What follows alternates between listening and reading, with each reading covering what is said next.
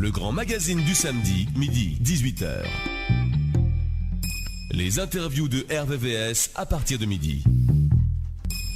Bonjour et bienvenue avec maintenant des auteurs à rencontrer, puisque vous le savez, Stéphanie Maury aime la lecture et elle nous fait rencontrer chaque samedi des auteurs très différents, 3 aujourd'hui, Isabelle Mazeline, Sandy Cazé et également Christian Delebois. On commence tout de suite avec Isabelle Mazeline, elle est née en 1965 à Angers, elle est tombée dans la littérature dès sa plus tendre enfance, et notamment la littérature hispano-américaine depuis le collège.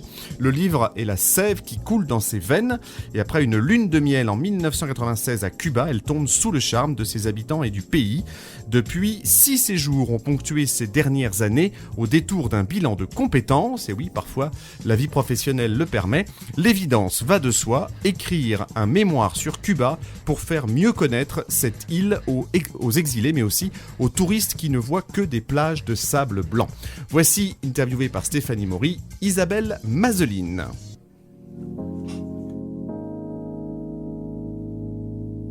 RVVS 96.2.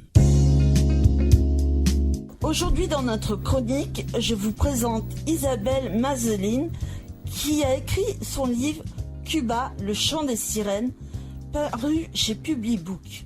Isabelle Mazeline, bonjour. Bonjour. Pourquoi avoir choisi d'écrire sur Cuba ? Parce que je suis tombée amoureuse de cette île lors de mon voyage de noces en 1996. On a choisi cette destination par hasard. Oui. L'arrivée fut très galère, mais je suis tombée, comme disent les Québécois, en amour avec le peuple cubain. J'y suis retournée 7 fois depuis. J'ai fait des amis, c'est quasiment ma deuxième famille.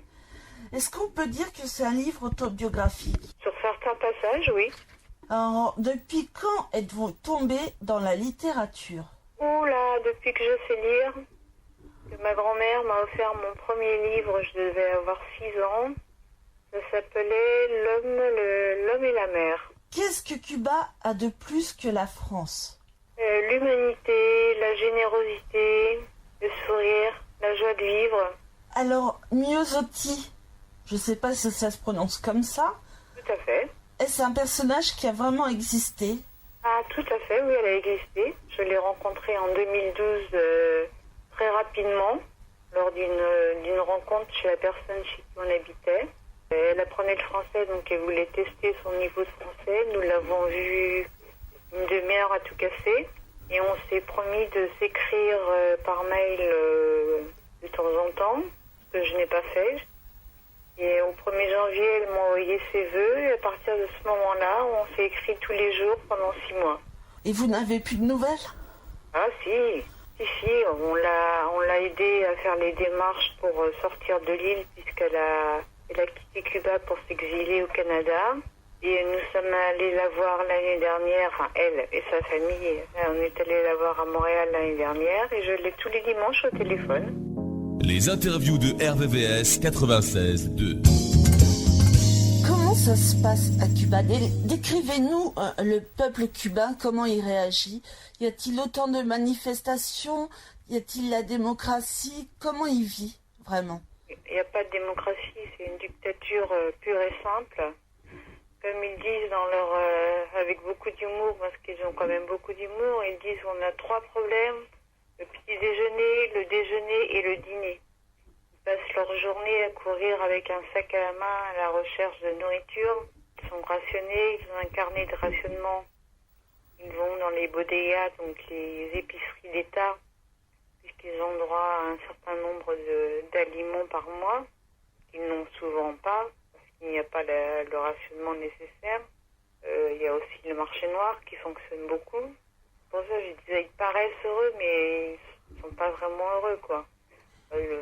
Beaucoup pensent à quitter l'île, mais quitter l'île, c'est aussi aux dépens de leur vie. Beaucoup ont quitté l'île. La personne chez qui nous habitions, son fils a essayé une fois de quitter l'île, il a fait 1 an de prison. Il a réessayé de quitter l'île à la nage, il a réussi.